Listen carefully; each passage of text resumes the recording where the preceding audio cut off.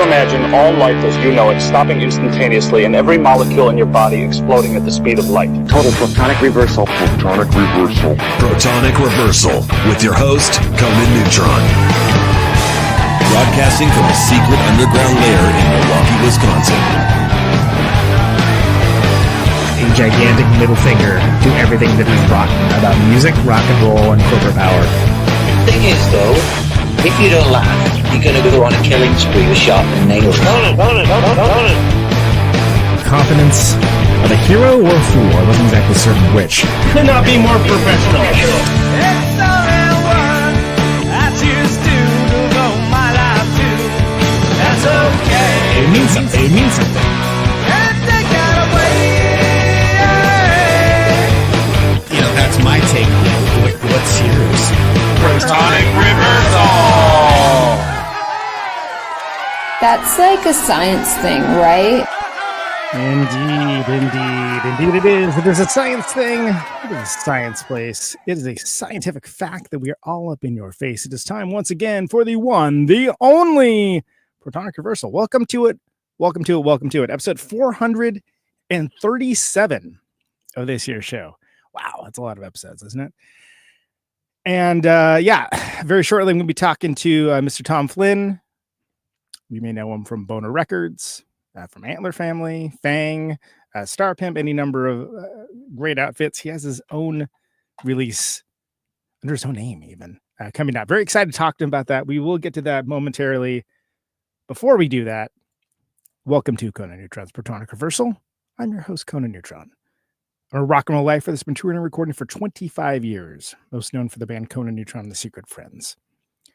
Music is a huge part of my life, and use the format of this very long-running podcast to talk about music with musicians whose work I enjoy and respect, but who may not be household names. This is episode 437. Now, if this is your first time listening to the show, archives of it are available for free.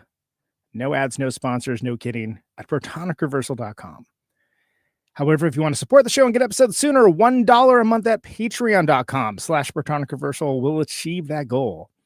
If you like the show or even just a single episode, please feel free to like, subscribe on your platform of choice, share it around the internet, even leave a review. All that helps people discover the show. It beats back the almighty algorithmic overlords. It's just a darn nice thing to do. Okay, so very shortly, going to be talking to Mr. Tom Flynn. I wanted to mention that October Conan Neutron The Secret Friends tour dates are now up and around. We're doing a week and a half out to Rat City Recon in Seattle. So if you are in Chicago, Minneapolis, Omaha, Denver, Salt Lake City, Boise, Eugene, Portland, or Seattle, please consider coming out to those shows.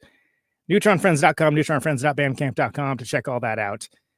And hope to see you there. And I'll bring Protonic Reversal stickers like I always do. Listen, Tom Flynn's a legend. This guy, Boner Records, is one of my first. When I first started having favorite record labels, they were one of my favorite record labels. Everything on it was great. It wasn't until years later when I backtracked, I found out about FANG, knowing only, of course, the song that everyone knows from them. Tom Flynn's a legend. Great guitar player. I love Antler Family, big booster of that band. Star Pimp, great. Let's go ahead and bring him on right now because he's got his own new recordings releasing, and they're really cool. So, Tom Flynn, welcome to the show, man. Hey, how's it going? So this is the first thing ever under your own name released. Is that correct? Yeah. After 40 years or whatever. You've been playing music a while, so that's huge. I mean, and it's great. I mean, it sounds. I think you've got a very distinctive guitar style, which I would consider a compliment. Some people spend their entire life playing guitar and don't have that. Yeah. And your own sensibility, it's super cool. You got Dale on drums. That's always great. Yeah, that was he was the first choice, so I'm glad he could do it, and he's the master. Yeah, that's. I when I started up my thing, I just had a list, and I was like, well, as they gradually tell me no, eventually I'll hit someone that, and then he was top of the list. They said yes. I'm like, wow, okay, I guess I need to do this now. Crazy. Why don't we start from the beginning? Because I did have to go back.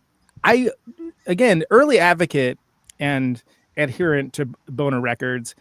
I think I moved to the Bay Area in the early 90s. So it was like the perfect time for me to really kind of fall in love. And I only knew it as like, oh, this is the record label that puts out Steel Bathtub and Melvins, which was enough for me. I was in. I was like, those are my two favorite bands. I'm all in. I don't know what this is. Whatever this is, it's fantastic. You know, I remember the sort of cheeky inserts with the fake records.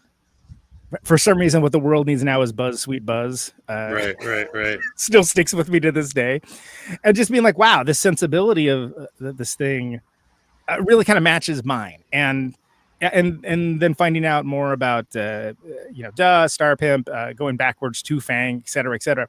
How did Boner Records come about? Did it come out as extension of the band, or was it something that you already had in mind early on? No, it came out, it started with just a way to put out the first Fang record, Landshark, because we were looking to release something, and it just seemed like the easiest thing to do would be just to release it ourselves. And I was the most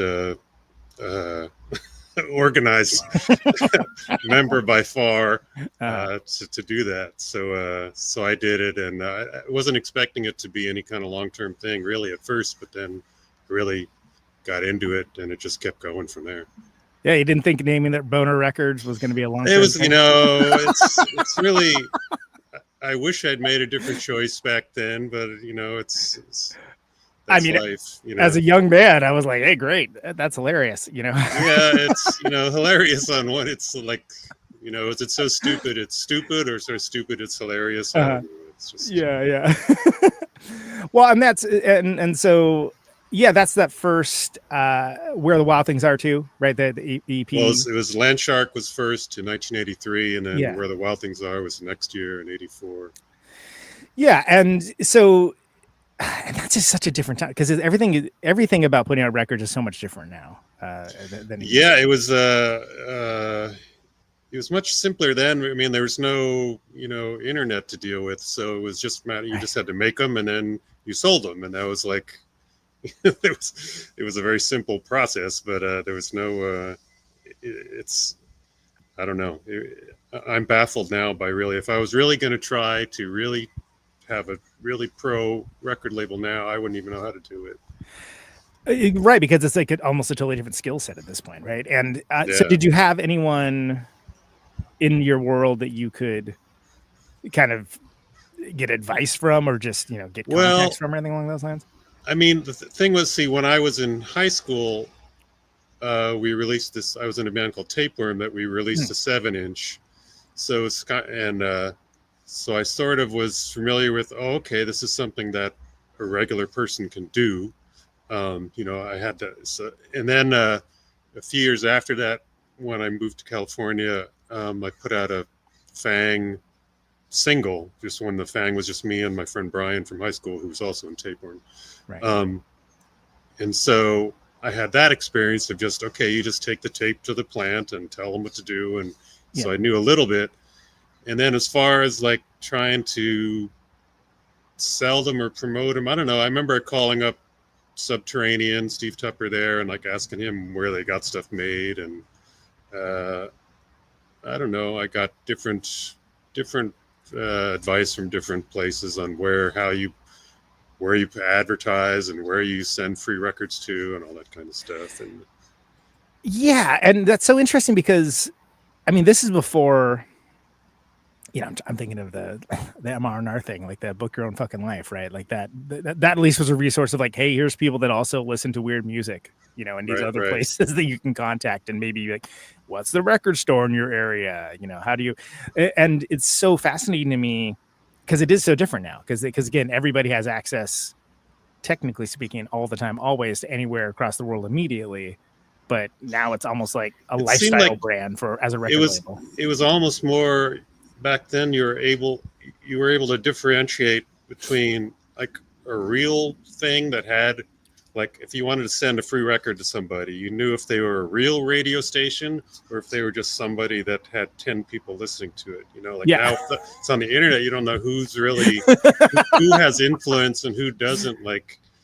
So it seemed like back then you were more able to tell what was a reasonable Right. expense to go for, and what was just something that didn't make sense. Well, and Like, who has influence this week is the problem now, Yeah, right? yeah, It's I like it guess so, changes. yeah. Anyway, sorry to interrupt, but Yeah, I know back then there was I got like lists of different places of radio stations and college radio stations and magazines, and it was through things like Maximum Rock and Roll and other things. I can't remember, like OP magazine that turned into Option. yeah, sure. They had a lot of they were wanted. All these places wanted to be helpful to independent labels, so that's where you turn to. Yeah, and I invoked Maximum Rock and Roll. That reminds me that the Not So Quiet on the Western Front album, right? Like that's tell me about that, because that's, for me, that's like one of the great sort of you're when you get into punk rock, you're issued. Yeah, that's one of them. They had it was 47 bands, I guess. We I think some of which were complete trash, but some were amazing. I mean, it's not to my sensibility. Let's put it that way. A lot of it isn't my sensibility. At the time, it wasn't my sensibility. It was like, Jesus Christ, all these bands sound the same. Your words, but I agree. But I think it was actually Biafra that kind of was the one who got us on there, because the normal Maximum Roll people, Timmy O'Hannon and Jeff Bale and other people, seemed to be much more interested. I mean, this is widely discussed. Much more interested in political lyrics. If you didn't have political lyrics, then it was there was no point in it. Yeah. And Biafra was more interested in he liked Flipper and other things like that were more. That's right. Flipper's on strange. there. That's right. Yeah. I forgot about that. Yeah, and well, and the one thing I did note with that too is that it was kind of like a pretty wide array of that kind of bands. Like it wasn't just Dead Kennedys at their most political. It was also it was a lot of bands that I'd never heard of. That, I don't know, they must have just sent a tape to Maximum Rock and Roll or something. Right. They weren't like bands that you heard about playing anywhere or anything like that. So who knows? But yeah, that was the first time. That was the first thing we did with the newer Fang lineup, with Sam singing and Chris playing bass and everything. Yeah, sure. And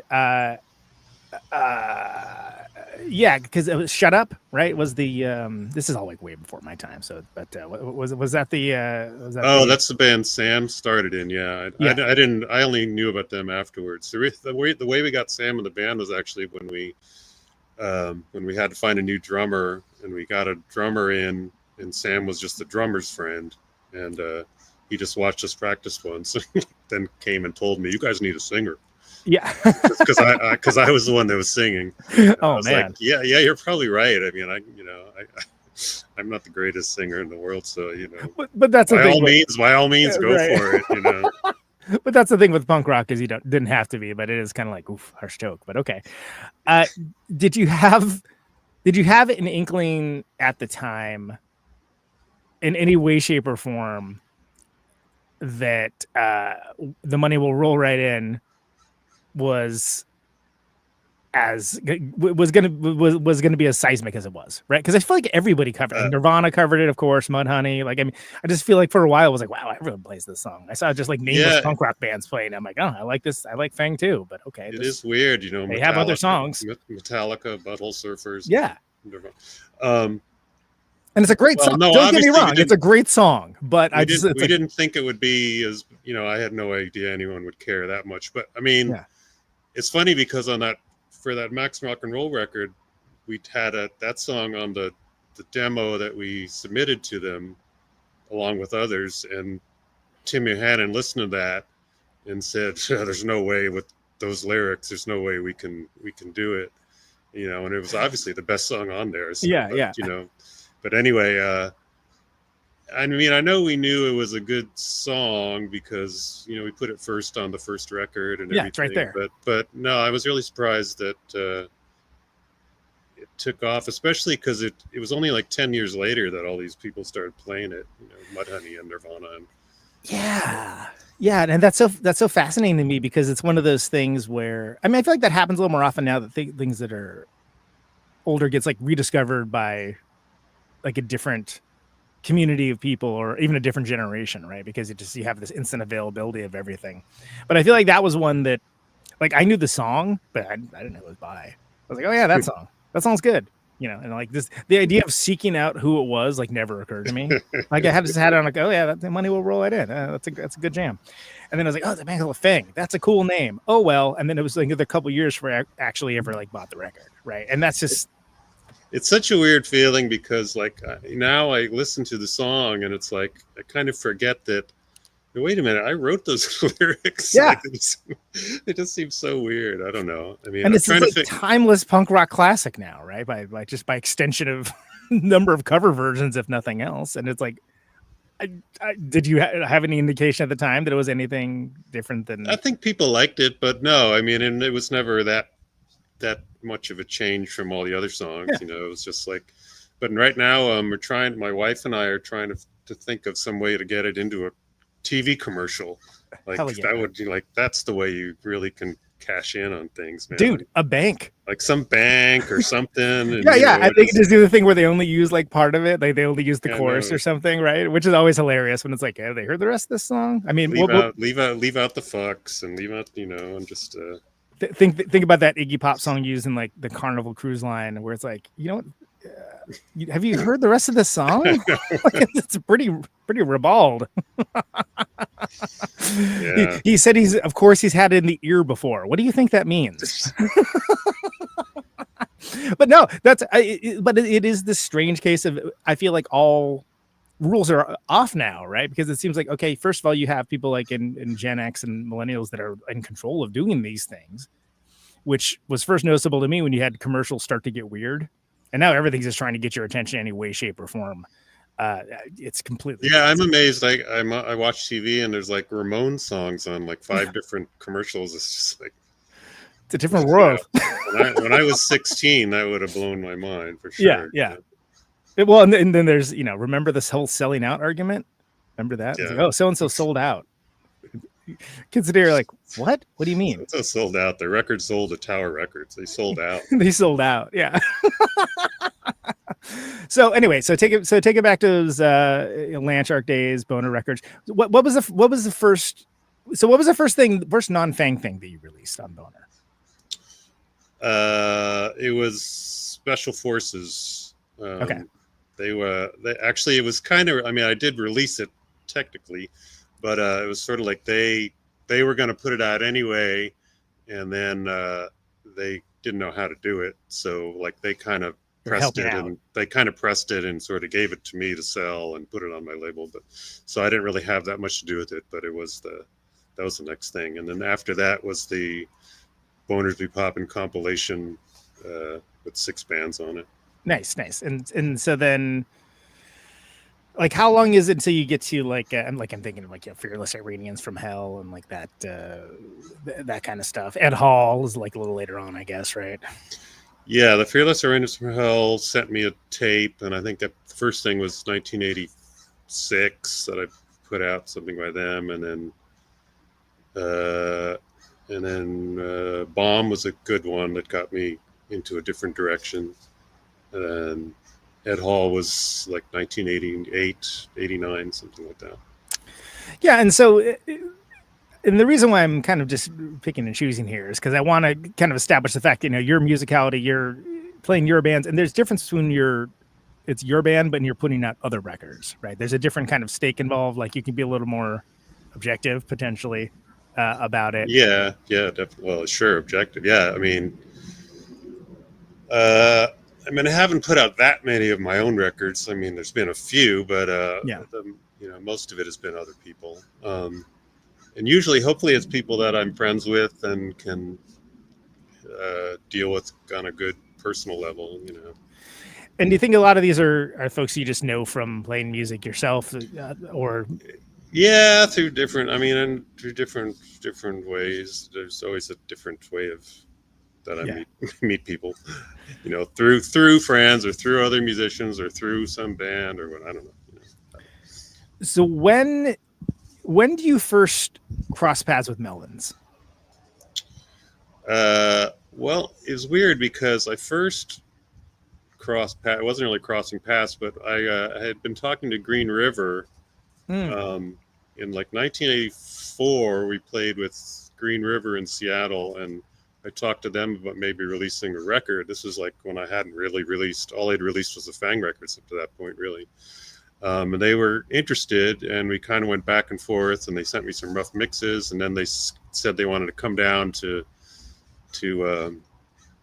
California to play shows, and they said they want to come down with this band, the Melvins, and they sent me a cassette of them, I guess them and the Melvins, and they said, well, here's some old cassette of the Melvins, but they're much heavier now.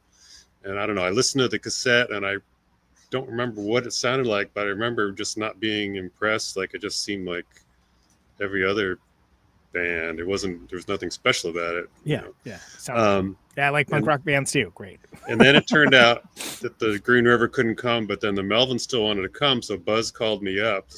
I'd never talked to him before, and just asked me if it was worth it for them to come for this one terrible show that I'd set up. And I told him, I don't think it, no, basically. Right. Yeah. And he said, oh, okay, good. And then, but then I never heard from him again. And then I started reading things in fanzines after Gluey Porch Treatments came out. Mm-hmm. It was like, that's the band that I mean, because all the reviews sounded like it would be something that I really liked. And I was like, I don't remember them sounding like that at all in what I heard, but I don't remember exactly what it was. And anyway, so eventually in, I think, 88, after they moved to San Francisco, a friend of mine who's a mutual friend with theirs, Stephanie Sargent, who was on my case about releasing a Melvins record, and I was like, okay. I mean, she kept she gave me a tape of Gluey Porch Treatments and was kept going on and going back and forth between me and Dale and Buzz or whatever, and then so finally I saw them around that time in 1988, and I was pretty impressed. Yeah, and at that point, they had pretty much started to define their own sound big time, right? And I mean, and they really had, people.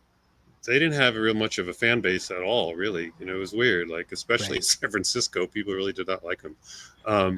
And I think they were hoping to do something with Caroline because they knew people in COC, Corrosion Conformity, who said that he could arrange it or something, but it never worked out. So they did it with me. And then after like a year or two, when they really got popular with the records I put out, Caroline did try to sign them then, and since Buzz, holds a grudge forever, he just he just said, "Fuck you guys! No, you didn't want me before." Yeah, you missed the boat, buddy. Yeah, exactly. Yeah. Well, and that's so interesting because the first one we did was Ozma, right? If I remember right. Yeah. And it's so clear with that record, what is to come, but also not at the same time. Wow, this is really cool and interesting. But yeah, it was really weird because it was sort of like when I heard them, it was sort of the kind of music that I wanted to do. I wanted to use these heavy riffs, but have all this weird chaotic noise and stuff in there also. And they were doing it, and it was like, wow, this is great. Right. And that's and then at the time I don't think anyone else was really doing that much. They were sort of arty kind of noisy bands, but there's no one playing heavy Black Sabbath type stuff, but also punk rock noise all mixed together, Yeah, absolutely. Yeah, and definitely as great as Ozma is, I feel like Bullhead definitely is one that at least all musicians were like, oh wow, what's this all about? Especially when you start off with a song like Boris, it's like, okay, that's a statement of intent, pretty much. And again, venerated now, but at the time, not exactly a recipe for success. Well, at the time, I kind of released it right at the right time I got them, because then they also had the Matt Lucan moving to Mudhoney, so that was kind of a hook. Yeah. But the whole Sub Pop thing was, getting really huge, and so they could be kind of mashed in with that, so that made people pay attention, and so it worked out really well for them and for me, to be right on that in that time frame. What was the 7-inch with the toilet on it? That was the Sweet Young Thing and Sweet Young Thing and I Dreamed a Dream, maybe. I Dream. Yeah. Steel Pole Bathtub. Yeah. Yeah. It was just, we have all kinds of really stupid ideas. Like I don't know who came up with the idea. I think Buzz wanted to do. I think his original idea was that it would be Melvins. It was always going to be like a Sub Pop parody, but it's going to be a Melvins Nirvana split, I think. Oh man, or something. Yeah. But I think I think he just dreamed that up. Like, oh, we'll do that. But then Nirvana, didn't do it or whatever. And then I guess the Melvins had become friends with Steel Pole Bathtub, and so that all worked out. Like, because they really liked Sonic Youth, so they had it all dialed in with that too. And I think it was, Muraski told this story one of the times he was on, but I don't remember all the details for it. But that is funny that I don't even remember that. But whatever. Yeah, it was just sort of some stupid great release. Sub Pop parody, and we wanted. It was sort of a, I kind of don't really like record collecting that much. I'm not, I mean, if other people like it, that's fine, but it just seems like a weird thing to venerate these objects. And anyway, so that's what we were trying to make trying to make a joke about with that thing, because we made only like 500 or 600 copies, and they were all different colors. We just had them try to make as many colors as they could, and it was all mixed together and make all these swirly things, and so everyone is kind of unique, and we sold it for a lot of money, Yeah, I wish I would have kept. I lost mine in a move years ago. I remember I got it at Amoeba in that 7-inch, the Berkeley Amoeba, that 7-inch kind of jungle they had for the longest time. I was like, oh, what's this? I like both these bands, cool. And I didn't know it was like a Sub Pop piss take. I didn't know. I was like, I barely even noticed that it was like, oh, isn't that the Mudhoney song? Isn't that the Sonic Youth song? Guileless. Sorry, but I used to have one, and I don't anymore, unfortunately. Sad story about a record I don't have anymore. Anyway, so when do you first hook up a Steel Pole Bathtub? Because it's Butterfly Love is the first. It was right before I met the Melvins, really. I guess I put out a Bomb record in 1987 or 8, and their tour booking agent, I guess, was the person who booked the Covered Wagon in San Francisco. And that's how. And so she was calling me when they were going on tour just to hook up about promotion and stuff. And then we got talking, and she was telling me to see Steel Pole Bathtub, that they were really good, that I would probably like them. And someone else told me to see them too. And so, I just went and saw them play, and then started talking to Mike and the rest of them. And it turned out I had met Dorothy, the drummer, much earlier. I don't know if I really met her, but when the first time Fang had gone up to Seattle in 1984, we had played the last show that band Mr. Ep and the Calculations. So Mr. Ep was one of the openers, and Malfunction and Mr. Ep. What a bill! Wow. Yeah. So and she was the drummer at that show, I guess. I mean, but I don't think I ever talked to them or anything. So, but there was a weird coincidence when he told me that. Like, what? Yeah. It's like you're because I knew Mark and Steve that from Mr. Ep, but so I didn't know he was in the band at all. And so that's funny. Yeah, and it's What a Small World. I used to have that Mr. Ep and the Calculations tape. Actually, I probably still do. I just haven't. Do I have a cassette player anymore? No. Not really. They were really good. I remember I was really surprised because I think our bass player somehow knew them or something or other. And they started and was like, "Wow, this is great. This is not just a regular stupid thrash band like we normally play with." if you're tired of a bunch of punk rock bands that sound exactly the same, well, congratulations. Here comes something different. This is fucking great. Yeah, exactly. And I think that was the last show they ever played. I think that was the whole thing. For some reason, I believe that I don't remember, but someone's father worked at a barber shop or something and got a huge bag of hair and threw it out into the crowd at the show or something. I don't Fantastic. Yeah. Well, and talking of statement of intent songs too, Christina, right? That's was that song is almost like 9 minute long.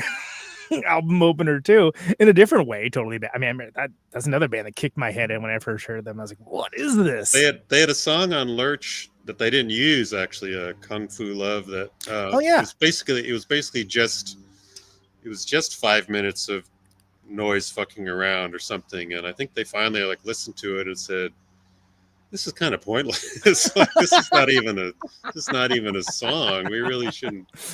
Let's hold off on this one. Yeah, this is a little too early. So that's how you ended up. You ended up kind of. It was funny when I first talked to Steel Blow Bathtub. I talked to Mike. Yeah. And the first thing he wanted to talk to me about was skateboarding. Because the big skateboarding guy. Wait, you had this band, you had the Boneless Ones. I was really into them because I was really into skateboarding, and I knew all about that. I was like, I don't know anything about skateboarding, but sure, what you're not the wrong person to talk to about that. But yeah, right. Well, there was such a crossover of that. At the time, which I guess there kind of still is, but kind of not too. I mean, I don't know. What do I know from it? I full disclosure, I was never into skateboarding myself either. It feels like a thing I should be into, but. I knew a lot of people that did it. I've hung around a lot of ramps, drinking beer and watching people skateboard. Oh yeah, I watch it. Sure, yeah, great. It's a good time. Yeah, not me. I'll break my kneecap. Well, now especially. But so then you put out the Lurch EP and and Butterfly Love too. Don't want to forget. Butterfly Love was first, and then and then Lurch was like the next year. Yeah, and that's something where. Again, formative records for me that really kind of was like, oh wow, this is crazy. And so were they down in San Francisco yet? Were they still up there? No, they were in San Francisco. Okay, yeah. All right. I'm trying to track the timeline here. Sorry. Yeah, they'd been there. I met them, I guess, probably in '88, and I think they'd been there a year or so. I don't know. Yeah. And which is fantastic. And then, of course, the Great Tulip, which had that, just like very, very dense record, right? But definitely it comes after that. Tulip was funny because they recorded it it was sort of like their own studio. It wasn't their own studio, but they weren't just not paying by the hour. They were just their place doing it. And it was the first place they had done, I guess, all the digital editing. And Mike was all excited about it, because you can cut and paste this, a chorus here and put it over there and do all this stuff, that's normal doing now. But back then it was like, this is like 1989 and like 1990, 91. And so, and you don't have to cut the tape and try to tape it somewhere else. It's just, so that was a big, that's kind of, I think they went farther on Tulip with adding all the samples in and stuff, because it was probably much simpler to do instead of trying to hit the cassette deck at exactly the right time. And also having the time to monkey around with that kind of stuff. To me, it was like their equivalent of Deep Purple recording the Castle or something on a budget. It's like, oh no, we've got a place that we're going to go to, and this is the creative stuff will happen when we do it, rather than all right, we're on the clock. We got 2 days, got to get it all at the same time. And that's again a fantastic record. That's really good. When do you start putting Star Pimp together? When does all that occur? That would have been 91, I think. They were a band already, and their bass player was kind of just getting too drunk and weird, and just so they either kicked him out or he quit. I don't really know what the situation was, or maybe he just kind of vanished, or I don't know how it worked out. But then they asked me to play bass, and so I came in, and it was a weird situation just because the way everyone in the band didn't communicate was sort of the same. Like no one would know. There were no songs written that anyone would bring in, and here's how it goes. It was always just like someone would start playing something, and then someone else would have to start playing. It was just a weird, non-communicative thing on everyone's part, and so it abstract. And it's sort of a lot of times it worked, and a lot of times it didn't. but so I just had to kind of jump in and try to play along with whatever no one ever said, here's how the song goes. It's sort of like, just start playing something. Yeah, and that sometimes can get some real treasure out of that. But yeah, sometimes it really work, and other times it would just be a big waste of time. and sometimes sitting there at does not practice happen, and this is so fucking loud, and no, I can't hear anything anymore, and it's just we're not getting anywhere. And, yeah. But then there'd be some magic. Right, and those are interesting records. It's kind of weirdly kind of lost the time almost. Like it's because people are like Star Pimp. What are you talking about? It's like, no, that was a band. That's a real band. I didn't make that up. I have their records. Yeah, they're cool records. I don't know. They're everyone is pretty unique. She's a unique singer, and the guitarist is very unique in the way he plays. And so it's all. I never saw the band, but I was familiar and a fan. So that's did Duh preceded Star Pimp though, right? Yeah, they overlapped, but Duh was before Star Pimp, and Duh was kind of the first band I was in after. Well, I was in Fang, and then I played bass in Special Forces very briefly, just sort of as a fill-in, and then I played very briefly in this other band, Hell's Kitchen. Just then I had to quit that just because it got too metal. And so then Duh was the first band in a long time I'd been in where everyone in the band sort of had similar musical tastes, because Fang was very different. Everyone liked different music and stuff, and so it was kind of neat to be in Duh with people that got along with, and everyone was kind of on the same wavelength, and and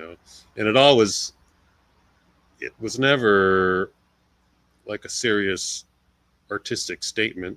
I guess you could say. Sure. No, yeah. And that's sort of the sensibility everyone had, is just like fucking around and see what happens.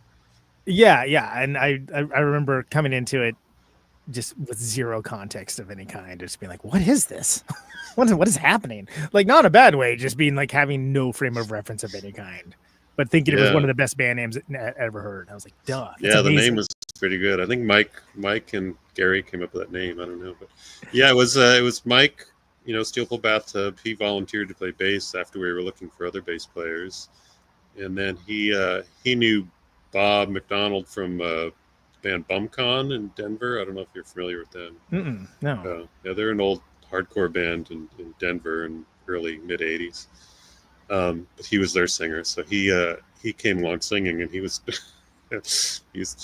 he worked as the singer. It was Yeah, it's a whole thing. Definitely. So what else is happening around? So this is like 91, so lots happening around this time, right? Like, this is sure, yeah, right before the gold rush starts. It had already started, I think. I don't remember when all the major labels started, sniffing around, but it had definitely, even Duh didn't get a major label offer, but some major independent or some major subsidiary or something contacted us. And I mean, I don't know if they knew who we were. Had they heard the music or no? I had no idea.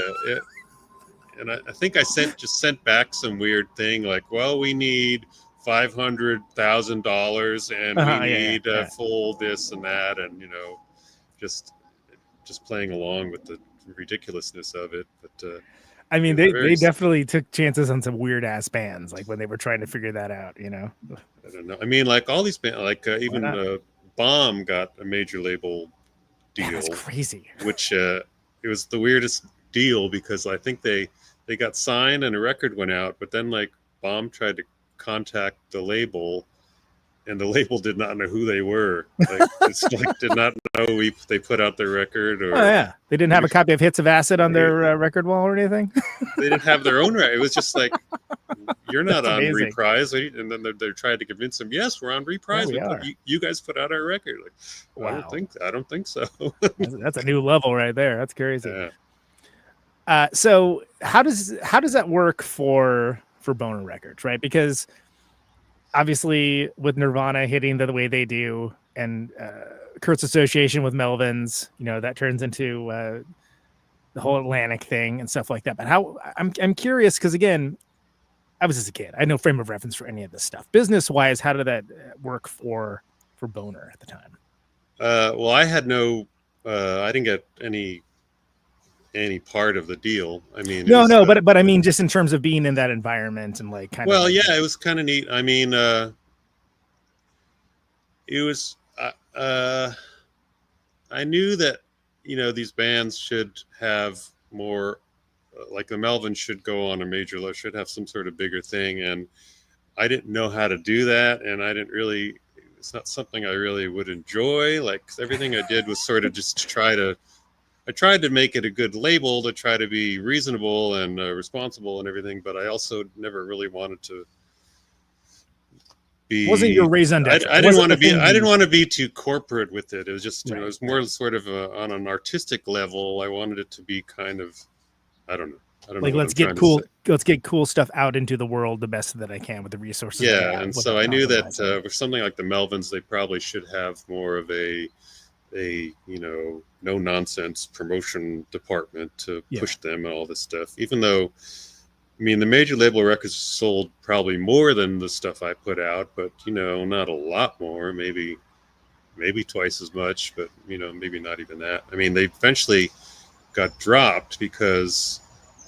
I mean, they got signed for a big guarantee that I think the guarantee got bigger with each record or something, the advance. Yeah. And the major label had an option to drop them whenever they wanted to or something. And so the Melvins kind of wanted to get dropped after their third Atlantic record.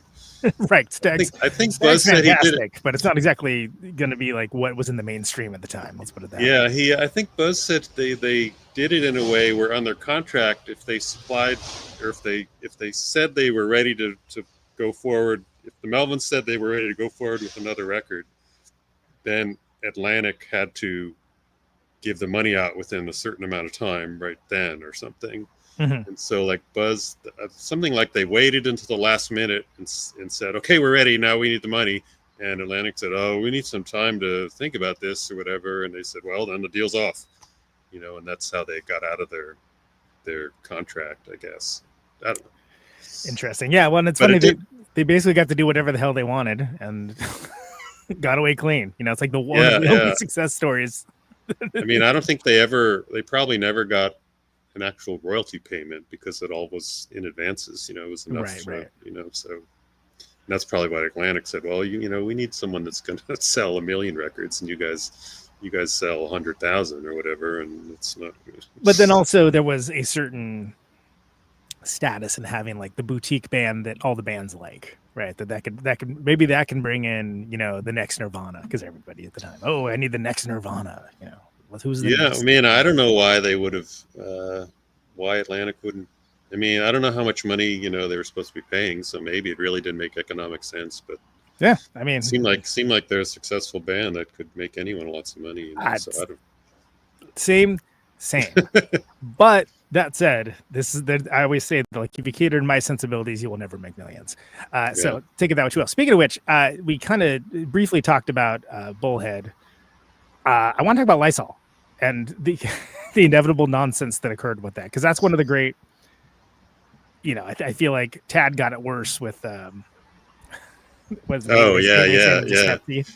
I think that happened. See, that had happened. The Tad thing had happened not long before the LYSOL thing. So it was pretty close. Kind of what I was mostly worried about was that of having to destroy all the records somehow or whatever. But luckily, the record, it just said LYSOL once on the cover, and it didn't say it anywhere on the actual labels or anything. So none of that had to be altered. It didn't have to. So I had to go to court a few times. Not. I wasn't sued, but I had to go for status conferences or whatever with their awful lawyers. Yeah. Because it's a registered trademark, right? I mean, that's their whole. Yeah, argument. It's something, and they gave me this huge stack of paperwork. When they came and served me with all this paperwork, and it was like, and there's all this stuff about how Lysol is this and that. And I think there was some connection where the Lysol Corporation had at one time released some music of some sort or some promotional thing, just to prove that it could overlap somehow, Sure, because they got all that corporate money, so they can do whatever the hell they want to achieve their goal, right? And so basically, I just decided that, because I had all the stuff already made. It was and it just hadn't been released yet. So I tried to say that, okay, well, we just won't put it out, fine. Yeah, they won't, don't worry about it. And they're like, well, that's not good enough. We need to really hammer this out legally. And so I went into court. They want to make an example of you. They want to make sure it doesn't happen again, right? That's so I went into court, and I was, told in front of the judge and them, and I told them, well, this it's not even made yet. It's not even happened yet. So, whatever, it's fine. Everything's, it won't be Lysol, and, let's all go home. And then outside the court, the lawyer pulled me aside and said, I know you lied in there. And I was like, what are you talking about? And because he took out a picture that he had of the actual record cover with Lysol on it. And because it's a long story, but someone had called me up to get a promotional copy, and it turned out that that was a private investigator to get a copy in advance. And the only reason I sent it to him without thinking about it was because he was calling from New York, and this was while the Melvins were in New York for the new music seminar or something or other. Yeah, sure. So I thought it was all connected, and then so I sent out the copy. But then within all that paperwork they sent me when they finally came was a statement from the private investigator explaining that he had gotten this copy and everything. So anyway, they knew they were already made, but then I had to arrange to okay, I'll just cover up all the Lysols, and luckily, they were nice enough to say, okay, that's good enough. As long as it's covered up, and that's. But the weirdest thing was because there are a lot of copies over in Europe already, and the Europeans had to do the same thing, and I guess Lysol doesn't really exist over there as a trademark, so no one over there knew what the fuck this is all. They had no frame of reference for it. Yeah, what is this going on? And there's some the British lawyers that were connected to the American lawyers had to come in and inspect them all, because they had to come and inspect them all after we covered them all up and make sure there's no funny business or anything. Sure. Yeah. It was a very stressful time, I'll tell you, because I had to go to court 3 or 4 times because there were you'd have to go in for a status conference, and then it's okay, come back in 2 weeks and we'll see where this is going, and they'd have to come back. And man, I guess they really thought Hung Bunny was going to compromise the brand, huh? I had to try to explain to this old idiot that if I was trying to tell him, if you knew that this the name Lysol here doesn't have anything to do with anything, and it's it's just sort of a weird, surreal kind of thing. And he just kind of was like, what are you talking about? Right. I don't understand. It says Lysol, and that's that's all we need to know. Yeah. That's the end of the story. And scene. Yeah. Oh man. And then so I remember I got in I lost my original copy years and years ago, but I picked up in 2015 the LYSOL. Yeah. So when we repressed it, so that's how we got around that. Yeah, good. I thought that was very clever. I was like, acknowledged. Very good. Yeah, I had to think now, is there any way they could still sue again on that? But I really don't think so. I think they'd be stretching it. I think those days are over now because. I don't know. I shouldn't say anything. Who knows? Who knows these corporations have to? they're going to be watching. They're going to be watching this. And they're big wait fans. a minute. We missed out on this. We got to. What? Wait. Get our lawyers on the phone. What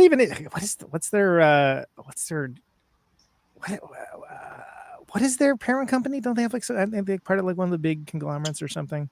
Yeah, it wasn't Lysol. I don't. It doesn't matter. Nobody cares. It's fine. Yeah, it wasn't. It wasn't the Lysol Corporation. It was some even bigger. Yeah. I was going to make some joke about them being Patreon subscribers, but it's fine. The moment passed. So hit them up. Hit them up. Yeah, exactly. All right. So what's going on? So you joined Star Pimp. You also, I remember you briefly put in Bakemono for a minute or two, right? If I remember. Yeah, I wasn't a member. I played 2 shows. Yeah. Yeah, that was another situation where their bass player either quit or they kicked him out or there was some like uncomfortable situation, and then they had a show coming up. I think it was with Casper Brotzman and at the DNA Lounge, and so they had me play bass, and that was weird because it was hard to learn those songs because they had 2 guitars and they're all tuned differently. And the one guitar, the guy Aso, he had it tuned down to like something. It was like something at least down to A and maybe lower. I don't know. So it was just sort of like, and then Paul had his. It wasn't standard tuning, but it was something close. I don't know. So then I was trying to, I couldn't follow anyone else's fingers to try to figure out. Yeah, you're trying to look for a frame of reference, and everyone's a different tuning. Yeah, and it was so it was difficult to figure out, but I managed. But we played 2 shows. I played 2 shows with them, one at the DNA Lounge, one at Kilowatt. Yeah, and then they recorded a record, and they had me come in there, or a CD, I guess it was. They had me come in there to play just a couple songs on it. And it's weird because when I listen to the CD, I can't tell what songs I'm playing on. And it's mostly because his guitar is tuned so low. It's because where's the bass versus there's so much guitar. low end, and I'm trying to, because I knew they were all familiar, like that I'd learned them to play them live, but then listening to them was like, I can't tell which one of these has a bass and which one doesn't, because there's so much packed, guitar, and the guitar's so low, and there's all this stuff, and it's like, I don't know. I know I planned 2 of them, but I don't know. Well, because I really dug that band, but that was definitely, and they were doing that. I feel like that's way more common now. Like, there's definitely bands that have, like, you see drop tuning. I mean, it's easy. Like, they sell like strings gauge for drop tuning now, where you can right. Yeah, those 8-string guitars that go down and down and down. Yeah, mostly used for evil, aka new metal, but also occasionally for good. Right. But I mean, that was the first band I'd ever heard that it was like, what is happening with that guitar? Yeah, I mean, it's probably, is it a baritone? It's probably, Sonic Youth was doing weird tunings. They sure. Probably, that was way back in the 80s. And yeah. I know, like, I mean, anyone using weird tunings, Sonic Youth was going to be invoked in the next sentence if you were around that time. And look, one of my favorite bands, Gestalt entity of Thurston and Lee. As a guitar, great. That's my favorite. One of my favorite guitar players. Great. And like, timeless. But yeah. They. So there were a lot of people doing tunings, but yeah, it was just weird. He was very low tuned. I really don't know what, and I think they didn't even really know what note it actually was that he was amazing. Tuned at. I mean, or maybe Paul just said, I don't know what he tunes to. It's way different. It's down there somewhere. I don't know. Whatever happened to that band, by the way? Do you know? No, they stopped. I don't know. They stopped playing. ASO. I'm not sure where ASO lives. I saw Paul at Steel Pole Bathtub show last year. Oh, sure. Yeah. Hadn't seen him for a long time. Nice. I don't know how they actually stopped playing. Or I know when their bass player quit, and then I played bass, and they were going to still keep playing without a bass player. It was just going to be the 2 guitars and drums. Yeah. Which would work just as well. I was especially that low. I mean, I think Touch Brad Janitor was doing that for a while, if I remember right. I don't know. That was they were more of a 2000s. Why can't I think of? Well, like John Spencer was playing sure 2 guitars and absolutely. So I think they were doing that. At least they went on tour doing that or something. But I don't know when they actually quit. Was it Joe Goldring? Joe Goldring's band, who's Enablers, if you've ever heard of them. That's yeah. But I just always remember the list. Well, I guess the list is still around, but I always see "Touched by a Janitor." Like, what is that? What does that sound like? And then I see him, and it's like, oh, crazy. Okay, well, they matched the name, right on, you know. So punk rock band names. 93, Seraphim comes out, right, and then also 94, yeah. 1993, 94, Miracle, right? Miracle Sound and Motion also comes out. That was the year before, yeah. And are those? I feel like that's when Boner kind of starts damping down a little bit. Is that accurate? Yeah, it was. Yeah, it put out Superconductor records also in Canada. Sure. Yeah. And then those last Steel Pull Bathtub records, and then they went to major label, Slash. That's right. That was, that worked out well. Yeah, it worked out great. But it probably gave them some sort of exposure to somebody. So Yeah. And I guess, all of a sudden I looked around and there was no band I was dealing with that had put out Warlock Pinchers had broken up, and we didn't even mention Warlock Pinchers, of course. Yeah, and I feel like that was a band that was very. They were huge in Denver.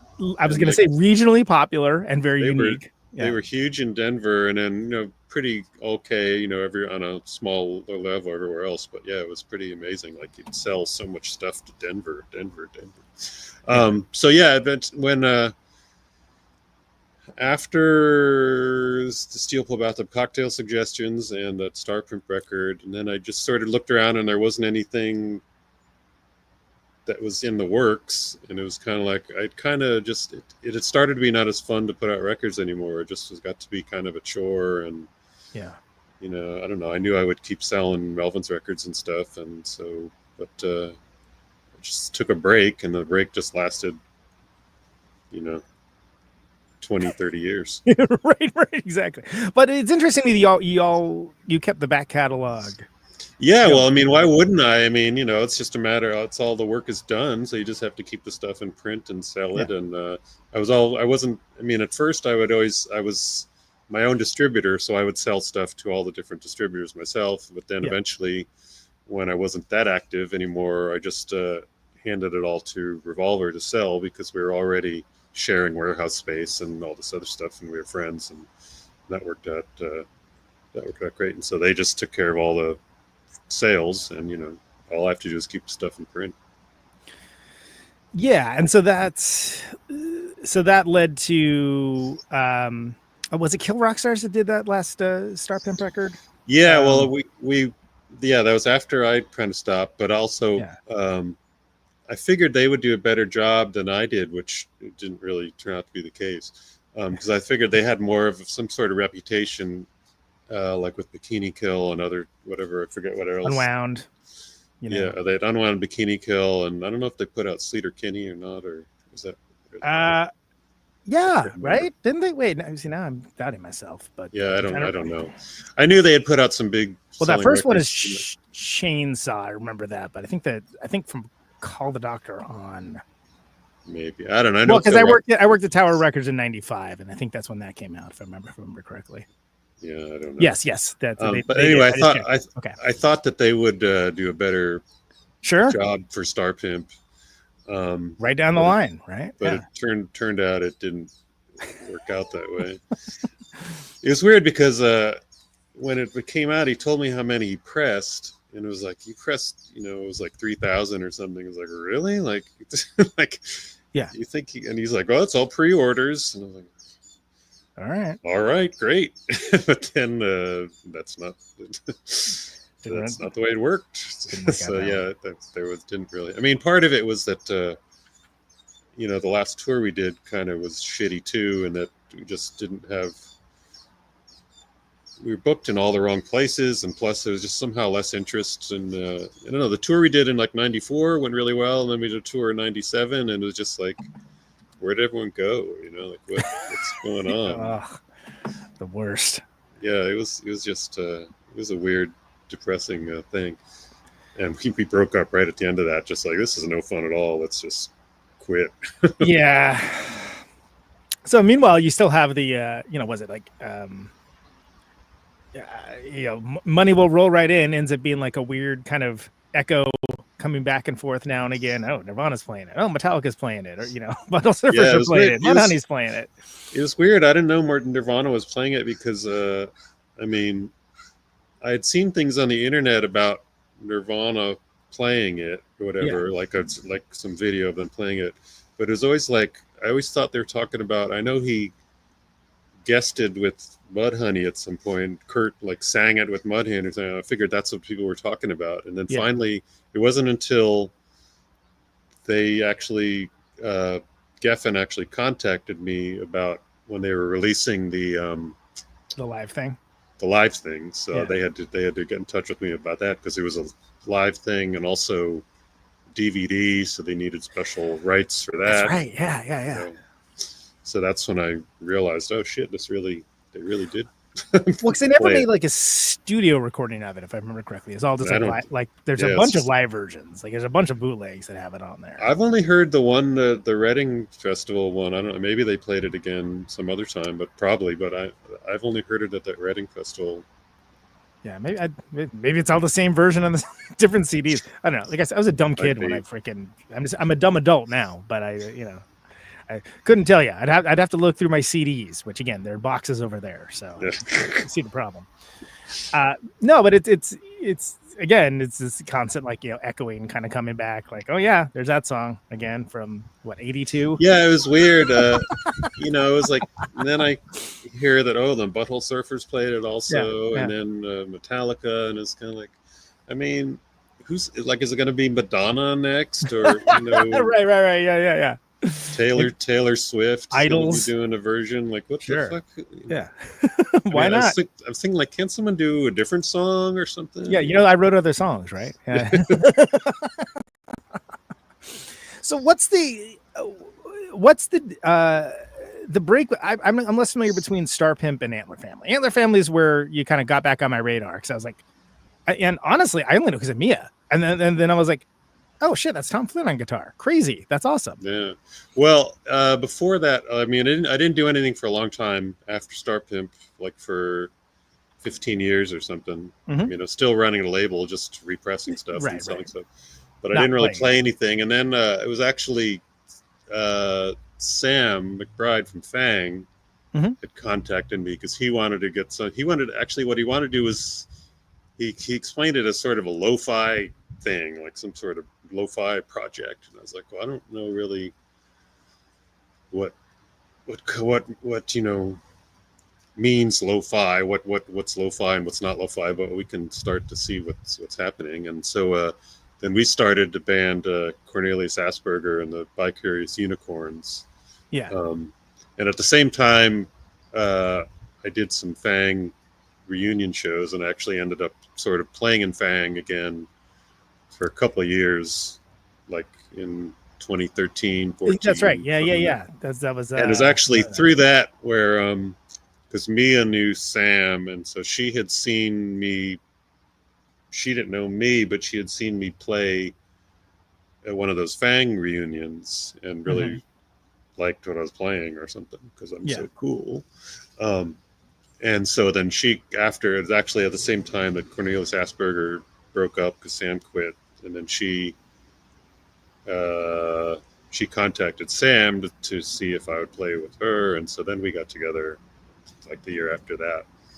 And then we already had her husband was playing bass and keyboards. And we just had to find a drummer. And we got the drummer, Brad, who I'd played with in Cornelius Asperger. Nice. Okay. Yeah. That's it. And it's, Bay Area is a small world, Yeah. Anything with music is a small world. Drummers, there's not a lot of them.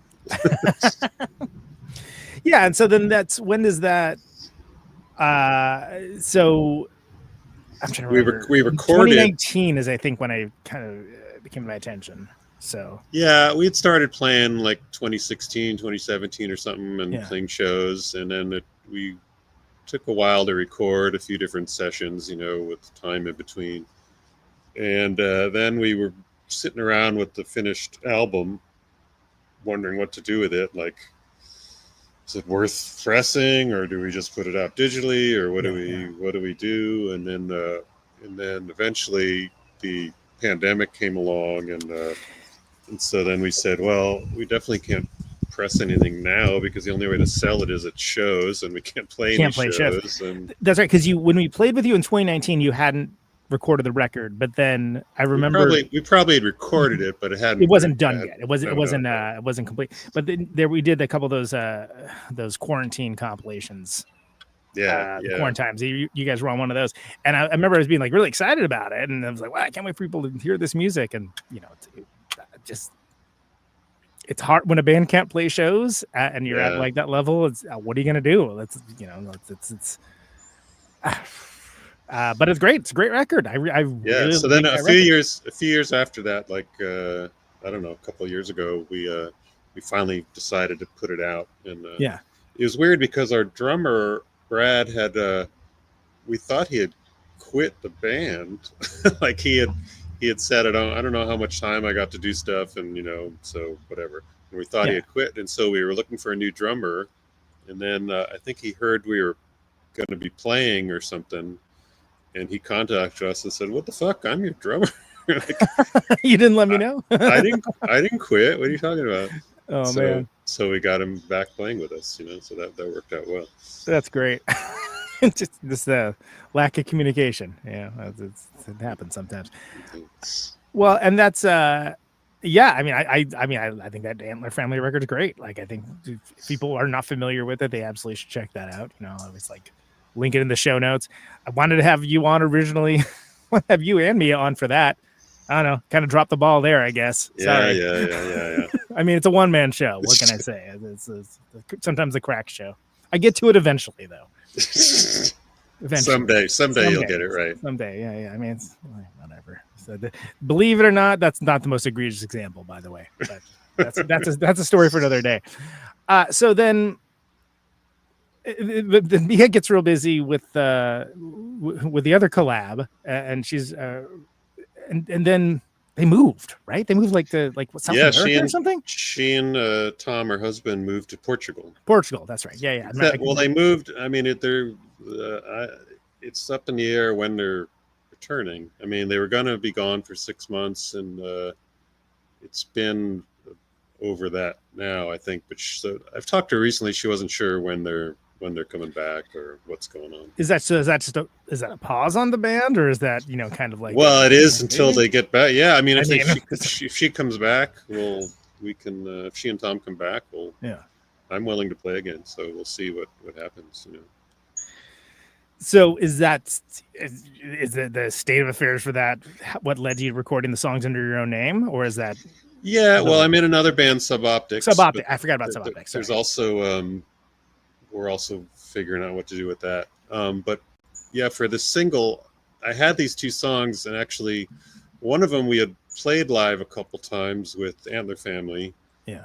And the other one we hadn't. And then for Suboptics, we tried playing both of them, but for various reasons, it just either people didn't like them, or they didn't work, or just whatever. So I don't know when I just decided that, well, I got these two songs and I actually wrote the lyrics and everything for them, which I don't usually do, because usually I just write music and the singer writes the lyrics. But for these, I had lyrics. And so it sort of just gradually said, oh, wait a minute, I can put it out. I could call up Dale and he could play drums. Yeah, one of the best living drummers in rock and roll. That's not bad.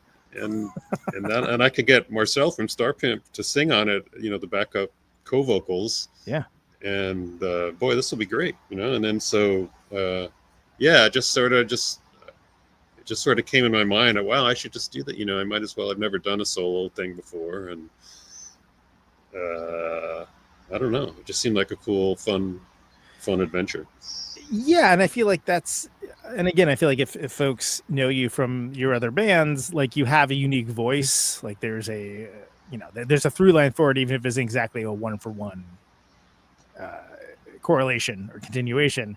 It definitely has its own sensibility, but I mean, it sounds very assured. Like, the song's cool, I don't know what more you need. Yeah. It worked. I mean, I don't know. It's kind of neat to be able to be, for once, it's cool being in a band, but it's also cool not being in a band to like be able to just do everything the way you want to do it, and it's easier now, right? It's recording yeah, a lot easier than it it's- used to be. yeah. I mean, it's simple now to, Well, and that's something where, again, technology has come along so far that it's kind of would be hard to describe to like a past self. Yeah, I mean, I love the digital recording, how you can just fiddle with it, and it's so much easier to fuck around with one little thing here, and if that sounds good, you can just copy that and put it all through the song, and and fix little mistakes, and it's just I don't know. I mean, I'm not kind of analog purist at all, really. It's just like I don't know. I mean, I don't know the how the sound quality is better or worse, but I know it's just the recording process itself is way easier. Yeah, and I feel like there was definitely some analog warriors for a long time, and Yeah. I think those arguments have largely fallen by the wayside at this point, and it's people like, well, it's a lot easier. I wonder. I mean, a lot of people still record on tape. I mean, I don't know. I just can't hear maybe my ears suck and I just can't tell the difference. It just, it sounds like there's so many other variables that are more important than the tiny bit of audio difference. I don't know. I can hear the difference in rock drums recorded in a big room. And that's it. And it's an infinitesimal difference. I'm sorry. Yeah, but I can hear the difference in pretty much only the drums. And even then it's mostly due to the tape compression. So it actually does sound, objectively crappier, but it's the, right. It's got the cool live, cool rock sound that it's pretty much just for rock music and just for drums in a big room. And that's it. Otherwise it's like, I don't know. You don't get a merit badge for doing things the most difficult way possible. That's my sensibility for it. Something that I forgot to bring up was the the EPs, the Melvins EPs, the King Buzz, Crover, Joe Preston one. Yeah. Well, that was their idea to do the Kiss solo things, and then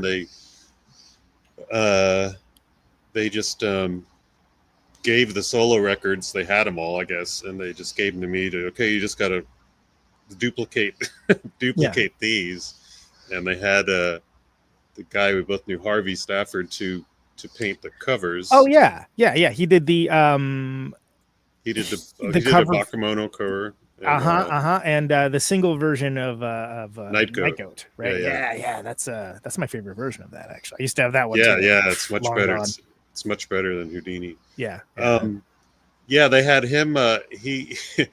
His payment for painting was they had to play. The Melvins had to play at his birthday party, and he got to pick the set list or something. But I think that's awesome. I think he gave him the set list, and then they kind of said, "Well, we'll play some of that." We'll sort of do that. Yeah, not whatever. A jukebox. Yeah. I love that. That's great. I mean, that's a power move. I like that. But also, hey. So then, he had to do the covers, and he had to do the. So they can say they actually got it for a song then. Anyway, sorry, bad. Anyway, okay. Moving on. All right. So Stafford does the covers, which are cool. Those are, and to be clear, when I first saw those, obviously I knew who Kiss was. I had no idea about these Kiss solo records. Right? I was like, oh, that's cool. I knew about him from when I was little, but when I was a teenager. Yeah. I'd never really heard him because I wasn't really.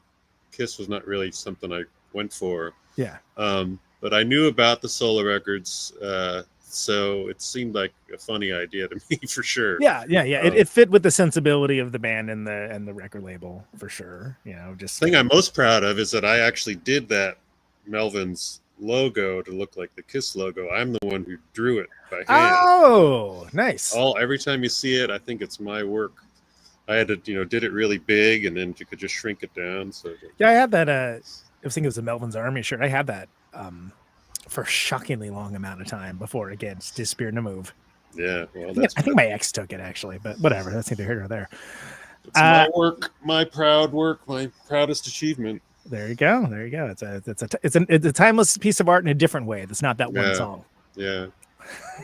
I should be known for that. Yeah, right. Exactly. That should be the thing. Well, tell me about Suboptics. I think Suboptics is interesting. Is that, first of all, is that still a going concern? That's the with Kevin. Yeah, we're working on a different getting a drummer because Kevin left, and so we're figuring out our drummer situation. Basically, Well, yeah, because you guys were. It seemed like there was a lot of activity for a while. Yeah, we played a bunch of times, and we were considering recording. We've recorded a bunch of little demos and things, which are online, but at just our singer's studio in his house. But we were considering recording, and then now Kevin has left, so we now have to get a new drummer, which we're working out right now. So okay, once that happens, we'll start playing again. And how did that all come together? It came together because it was partly I was in Antler Family, but we were not doing anything, and it seemed like no one wanted to do anything. And I think it might have been, I mean, it was right sort of after pandemic, and I think we probably thought Brad had quit, and I don't know, for some reason no one was doing anything, so I just put a notice online saying I wanted to play if anyone has a band or wants to start a band or join a band or do. Got a good history of just joining a band, so do a project, anyone record a project or whatever anyone wants to do. I mean, and so then Ian and Kevin contacted me, and we started playing, and then Kevin knew our singer Cy, so he got in on board, and that was about 3-4 years ago, maybe something. Did you see? You didn't really know those guys before that? No, not at all. Not at all. It's like the Adam Recycler or something, right? Like that. It was yes, the modern equivalent. Yes. Goes out of where I pulled that out of. Yeah, on the bulletin board at the record store. Yeah, exactly. I remember that's how I first started playing with the Fang drummer. Oh, really? I put a notice. It was on the record store in Universal Records, I think was on Telegraph in Berkeley. Oh, sure. Yeah. And I think it said drummer wanted, I think I said into Flipper and Sex Pistols or something. Nice. And then that's how I got that. Yeah. Yeah, I mean that was how it was done way back then. You know, it's like you couldn't creep someone's social media profile to see what they were into, right? So it's like, you had to go actually leave your house and do some research. Pro gear, pro attitude, a lot of those. Yeah. No fat chicks. Oh man, it's different times. So do you think there's Suboptic stuff that's written but not recorded, or recorded not released? Yeah, we have a lot of, we have full set of songs that nice. we would like to. I would like to record them, So we'll see if we get the drummer situation together, then we can rock on from there. There you go. So what's the deal with the stuff under your own name? You got these songs. Are there other songs coming, or are you just going to see how it goes, or what's the deal? I'm going to see how it goes. I mean, I wasn't planning on doing any more, but I do have a couple other songs that actually have vocals and everything. So it depends if there's a lot of interest in this. If I don't know, let's see how it goes. I can call up Dale and Marcel again. Let's go back in the studio and do it again. Yeah, some cool musicians, right? So I mean, there's no plans now to do it, but if the adoring public demands it, then how can I refuse? Absolutely, no, that's the way to do it. Tom's been great, man. Thanks for sitting down with me to do it. It's as you can tell, big fan. And it's nice to see you playing again. I was just flabbergasted in a good way when I saw Antler Family the first time. I was like, "That's Tom Flynn. He's playing guitar at a show that I'm playing. Crazy! What a world! What a time to be alive." I mean, I missed most of that. Right? I didn't get started until late. So no, and I think the release is cool. I think that if you're a fan of the Boner Records thing, I think that it's going to be right down the line. I think I hope people check it out. Hope people get some copies. It's released today or tomorrow, today, whatever. Whenever you're engaging with this. So go to Bandcamp or Midheaven or Forced Exposure or your local record store. whatever you can do it however you buy your product. Whatever you consume the music that you consume. Yeah. And then yeah. So there's nothing. So you said there's nothing else like in the works right now. There's nothing else. Nothing in the works other than in my brain. But yeah. Do you think? Is it just like you're just having fun recording these? You're not thinking about playing them live or anything? I'm not thinking about doing it. I don't think I could even sing and play them at the same time, really. But if you're not used to doing it, it's real hard, actually. Yeah. Which is crazy. But yeah, that's another thing. Like if people really wanted to, and I thought that everyone, there'd be some interest, I would consider it. But I have no plans to do it. Yeah, well, I mean, you never know what the future holds, right? I mean, it's a whole different. Do you still like playing live? I mean, is that something? Yeah, I love playing live. I'm always up for whatever. Play live. I'm always in these bands where everyone's kind of picky about what they're going to do, and I'm sort of like, I'll play anywhere, whatever, sure. So you got to be like Greg Ginn and go get in a band with a bunch of like 17-year-olds, I guess, and then I know then everyone will want to play all the time. It's great. It's not at all tarnishing your career in the name of one of the best punk rock bands of all time. Anyway, that's a different story entirely. Tom Flynn, it's been great having you, man. Last question. This is the only canned question I ever ask, and you can choose to interpret this however you like. But why do you do what you do? I think on a serious level, I do it to connect with other people. Because I'm not great at communicating verbally, which I don't know. I don't know if that comes across here.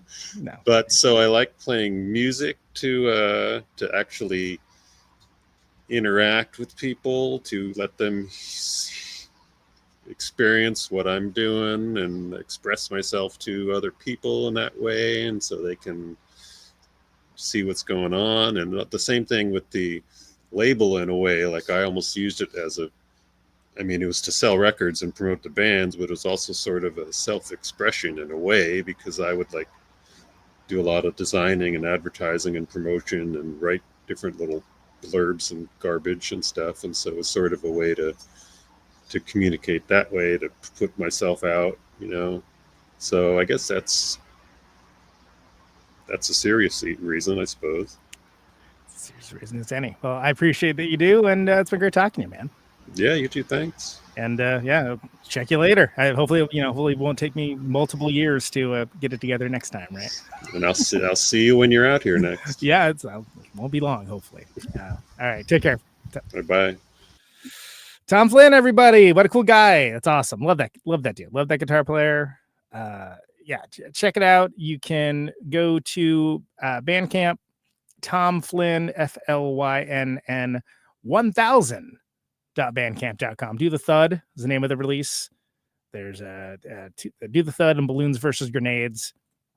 Please check that out. Tell them Protonic Reversal sent you. Let's hear one of those songs right now.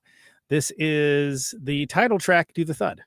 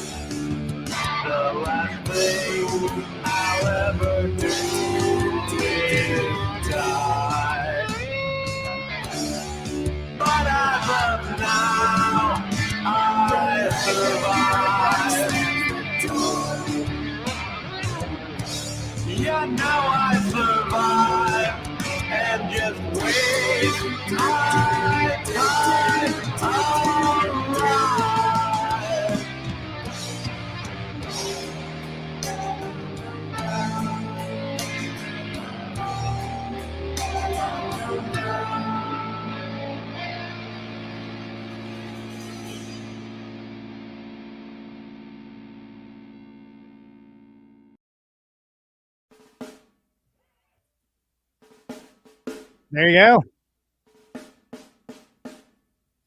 Mr. Tom Flynn. Let's do the thud. You can get that again, TomFlynn1000.bandcamp.com. And go get that for Bandcamp Friday if you're listening to this when that's still going on. Otherwise, just pick it up. It's easy purchase. Easy get. 2 songs. In and out. Like to thank Mr. Tom Flynn for coming on the show.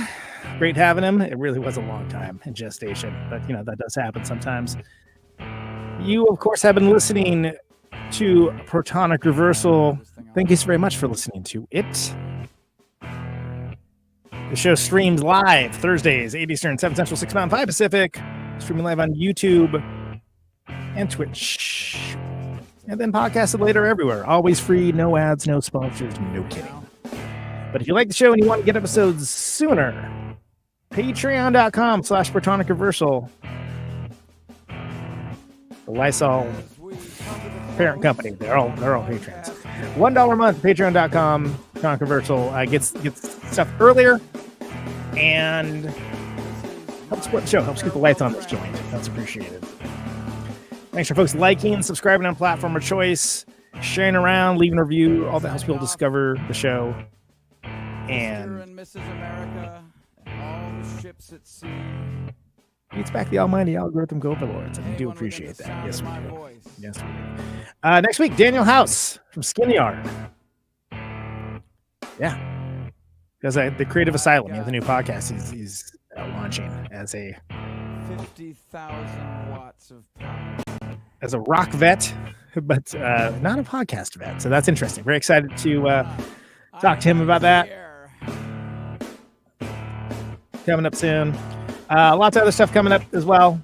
Stay tuned for all of it. Keep that browser dialed or whatever it is you do. This microphone. Anything else? No, I don't think so. Into electricity. Just stay safe out there. Can shake it later. Out on Route 128, you're dark and lonely. I got my radio on. Can you hear me now? Can you hear me now?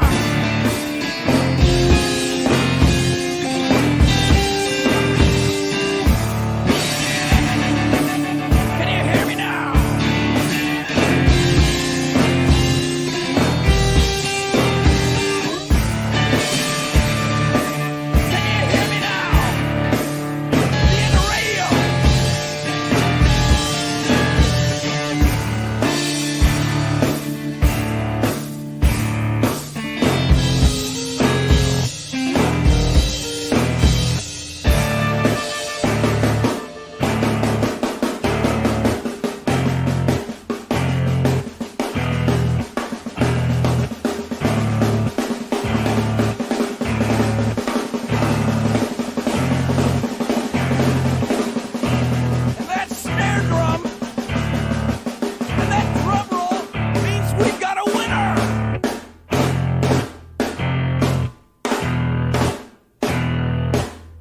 if you're the fifth caller,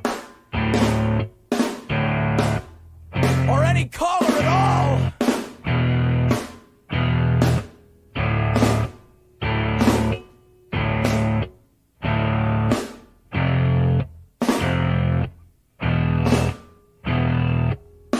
welcome to my top 10.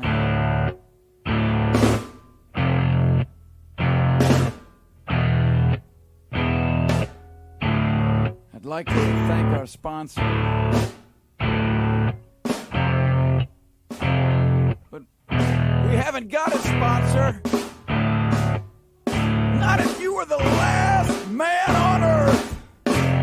She was prepared to prove it. This one goes out to a special girl.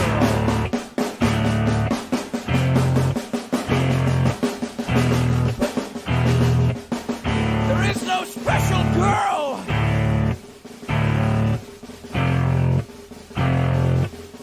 It's the end of radio. The last announcer plays the last record. The last what? Leaves the transmitter. Circles the globe in search of a listener. Can you hear me now? Can you hear me now?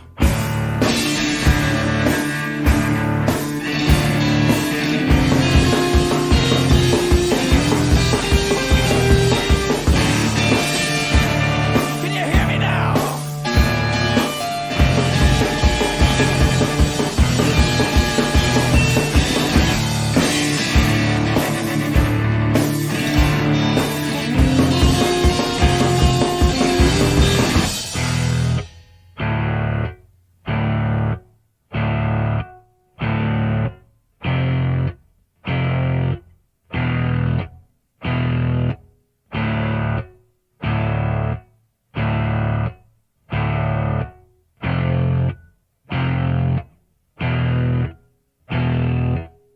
Is it really broadcasting if there's no one there to receive? It's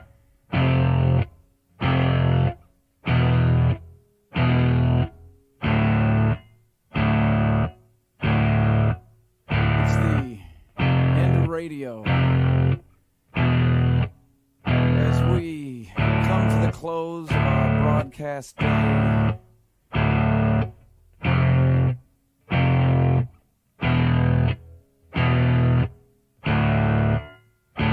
got my radio on.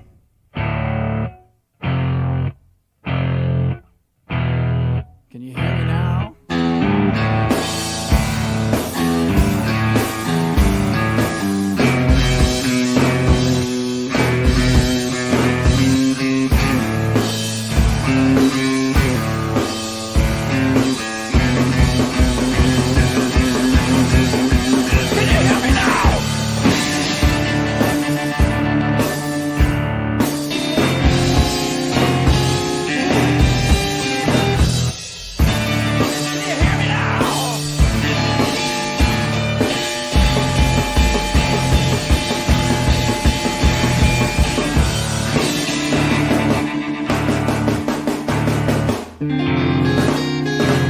Can you hear me now?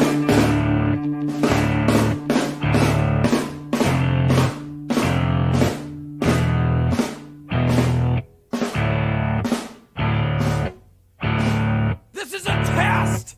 If this had been a real emergency, hey!